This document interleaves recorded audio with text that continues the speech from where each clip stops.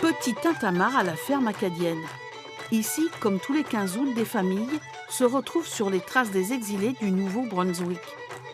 Parmi eux, Robin et Rebecca Leblanc et leurs enfants. Ils sont venus du Canada pour cette fête. On nous avait souvent dit qu'au début de la colonie, ce n'étaient pas des Acadiens, c'est des Français qui sont partis. Et 50 venaient du Poitou-Charentes. Et donc, on est ici.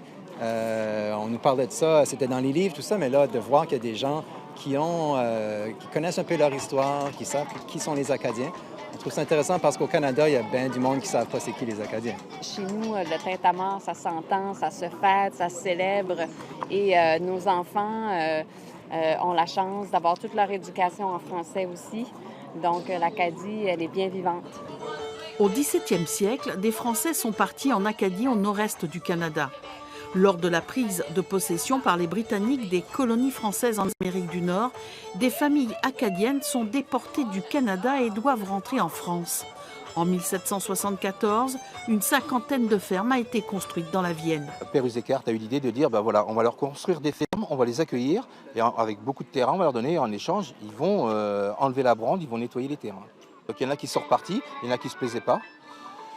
Il y a environ 10 familles qui ont fait souche ici. Mon beau galant, si tu savais de qui je suis la fille.